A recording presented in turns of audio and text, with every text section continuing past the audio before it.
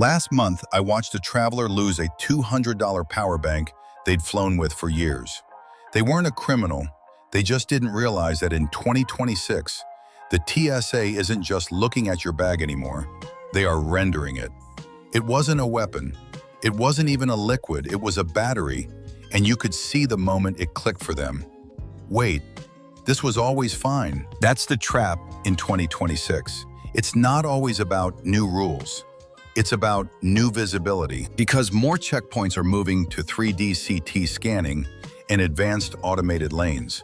Your bag isn't just X-rayed anymore. It's rendered, rotated, layered, so the same item that blended in before can suddenly stand out. Welcome aboard Fast Track Flyer. Today I'm breaking down 10 battery and electronic items that are most likely to get you stopped, delayed, or forced into that brutal last-minute choice. Ditch your gear or miss your flight. And stay to the end, because I'm giving you a 60-second Lithium's audit you can pause and screenshot to ensure you never have a battery drama again. What's actually changing in 2026? TSA has been rolling out CT checkpoint technology and automated screening lanes that speed throughput, but also make certain shapes and densities pop in a way travelers aren't used to seeing. CT is described by TSA as similar to the CT tech used in hospitals, except the target is your carry-on, not your body. Now, quick clarification. TSA checkpoint screening and FAA hazardous materials rules overlap. Airlines can be stricter than the baseline federal guidance. International rules can be stricter than both. Let's focus on what actually triggers issues in real life. Batteries, heat devices, unlabeled power, and weird-looking electronics on a 3D scan. Here are the 3 reasons people get stopped, even with items that are technically permitted. Reason number 1, unclear identification. On a CT scan, a toothbrush is not a toothbrush. It's a dense tube with wiring, a motor, and a battery. Reason number 2, damage or modification. If your device has cracks, swelling, tape, corrosion, or DIY repairs, anything that makes it looks not factory normal and invited scrutiny. Reason number 3, packing chaos. This is the big one. When you stack multiple electronics, cables, and batteries into one tight cluster, you create a dense electronics brick. CT scanners see that as something to isolate immediately. The lesson? You're not just packing your bag, you're packing an image. Let's start the countdown with the heavy hitters. Number 1, power banks. If you travel with one thing on this list, it's probably this. Power banks are treated as spare lithium batteries.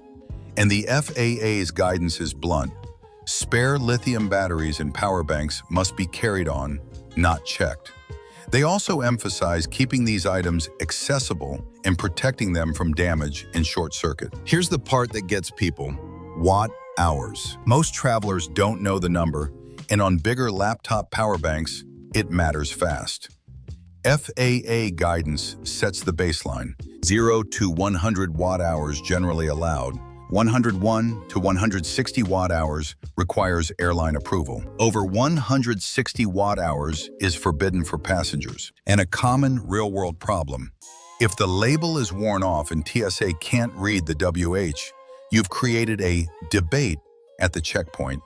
Your goal is to avoid debates. Number 2, spare camera and drone batteries. Photographers, drone flyers, business travelers, this is where people get burned. The FAA explicitly calls out terminal protection. Spare batteries should be protected by packaging, tape, battery cases, sleeves, or separate bags to prevent short circuits. That's not optional, because a short is one of the pathways to overheating. Practical rule: if you have multiple spares, do not dump them loose into a pouch. You want one battery equals one protected slot. And if your carry-on is ever gate-checked at the last second, FAA guidance is clear.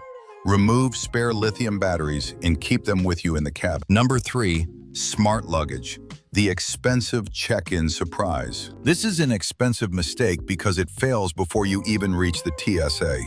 The FAA's battery guidance includes baggage equipped with lithium batteries and notes that bags may need to be carried on, unless batteries can be removed.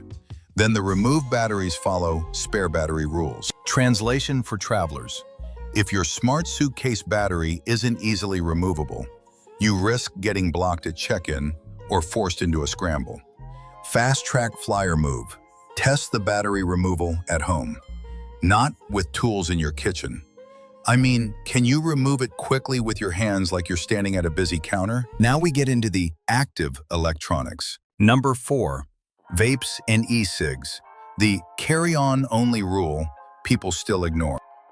If you vape, you cannot freestyle this. TSA guidance states electronic smoking devices are allowed only in carry-on baggage, and passengers must take measures to prevent accidental activation. FAA guidance is even more direct. Spare batteries, portable rechargers, electronic cigarettes, and vaping devices are prohibited in checked baggage and should remain accessible. The why is simple. If something overheats in the cabin, the crew can respond. In the cargo hold, you've lost that advantage. Number 5, arc/plasma/electronic lighters. Modern gadget, old headache. These are often marketed as TSA friendly, which is a dangerous phrase. Both TSA and FAA require these to be protected from unintentional activation. If it doesn't have a safety cover or a lock, don't bring it. Number 6, cordless hair tools. Rules that feel inconsistent. This is the category that triggers comment wars because people swear they flew with the same tool 10 times. TSA's guidance for butane cordless curling irons is clear. Carry on only, and a safety cover must be securely fitted. TSA also has a broader cordless curling iron entry that includes lithium battery and butane/gas fuel devices as carry-on only. Here's the practical risk. The tool can look like a heat device with a power source, and if it's not clearly protected against activation, you can get pulled. If you want the smoothest travel life, bring corded tools when possible. If you insist on cordless, follow the safety cover and carry-on requirements to the letter. Number 7, drones. Permitted doesn't mean painless. TSA's drone guidance warns that drones containing lithium batteries and certain components may be prohibited in baggage. In practice, drones are usually fine when packed cleanly, but the friction comes from batteries and presentation. Batteries need to be compliant, protected, and clearly normal. The drone should look factory clean, not taped, not DIY wired, not modified in a way that invites questions. Because on a 3D scan, a hobby device can look like a dense object with a power system and wiring. Your job is to make it obviously what it is. Number 8, damaged tech. The silent trip killer nobody wants to admit. This one is uncomfortable because it's usually a beloved old device. FAA is explicit. Damaged, defective, or recalled batteries and devices must not be carried unless made safe, because they're more likely to overheat or catch fire. They also repeatedly stress, protect from damage, accidental activation, and short circuits. So if your power bank is bulging, your toothbrush handle is cracked near the charging port, your razor is taped together, your battery is corroded, don't gamble. And here's the part people miss. Even if TSA doesn't confiscate it, you are carrying a higher fire risk into a pressurized environment. That's not worth proving a point. Number 9, the gate check trap. When your carry-on becomes checked baggage. This is one of the biggest gotchas in modern flying. You pack everything correctly, you board, and then they announce, overhead bins are full. We need to check carry-ons at the gate. If you don't react, you can accidentally violate battery rules in seconds. FAA guidance is clear. If a carry-on bag is checked at the gate or plane side, spare lithium batteries, power banks, and vaping devices must be removed and kept with the passenger in the cabin. So you need a plan.